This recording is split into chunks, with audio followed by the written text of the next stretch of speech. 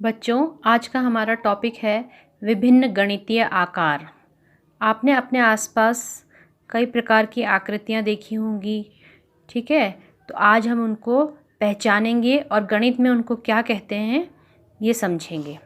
तो पहली आकृति आपने इस तरह की देखी होगी बच्चों, ठीक है। इसको हम आम बोलचाल में त्रिकोण कहते हैं और गणित की भाषा में हम इसे त्रिभुज या ट्रायंगल कहते हैं, ठीक। इसमें 3 भुजाएं होती हैं, ये एक भुजा, ये दूसरी भुजा और ये तीसरी भुजा। 3 भुजाओं से बनी है ये आकृति और इसमें 3 कोने हैं। ये एक कोना है ए, ये दूसरा कोना बी और तीसरा कोना सी, और 3 ही इसमें कोण हैं, ठीक है। ये इसमें 3 कोण हैं। तो इस आकृति को हम कहते हैं त्रिकोण या गणित में हम इसे कहते हैं त्रिभुज, ठीक।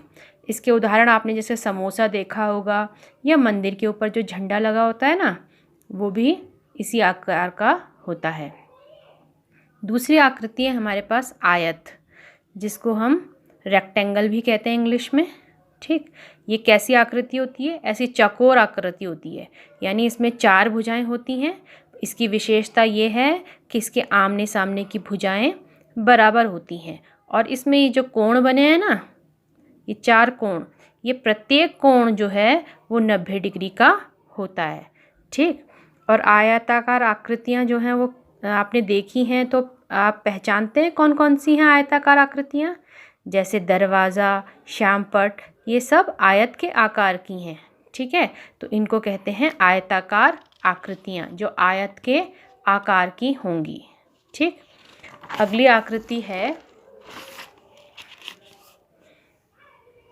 वर्ग।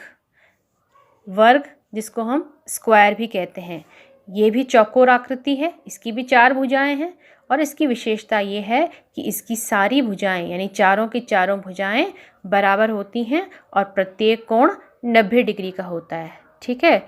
तो इस वर्गाकार आकृतियाँ आपके आसपास आपने जो देखी हैं वो कौन सी हैं? जैसे कैरम बोर्ड, कैरम खेलते हैं ना आप लोग, तो उसमें जो कैरम बोर्ड होता है वो वर्गाकार होता है, और शतरंज का बोर्ड जो हम शतरंज खेलते हैं वो भी वर्गाकार होता है, ठीक है।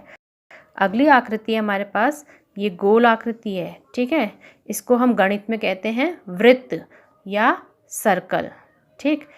ये इसकी पहचान क्या है, इसकी विशेषता क्या है? इसमें कोई भुजाएं नहीं होती हैं, इसमें कोई कोने नहीं होते हैं। इसके एक बीच में एक बिंदु होता है जिसे कहते हैं केंद्र बिंदु, और केंद्र बिंदु से ये जो वृत्त की दूरी है ये समान होती है। चाहे आप किधर से भी इसको नाप लें, इधर से नापें तो भी ये बराबर होगी, जितनी इधर से होगी उतनी ही इधर से होगी। यानी आप केंद्र बिंदु से इसकी वृत्त की दूरी किसी भी किनारे से आप नाप लें वो समान होगी केंद्र से इसकी दूरी, ठीक है। तो गोलाकार या वृत्ताकार आकृतियों के उदाहरण है जैसे हमारा सूर्य गोल होता है, पहिया गोल होता है और चूड़ी भी गोल होती है, ठीक है बच्चों। तो आज हमने कुछ सामान्य गणित की आकृतियों के बारे में समझा और इसको विस्तार से हम फिर नेक्स्ट वीडियो में समझेंगे। Thank you.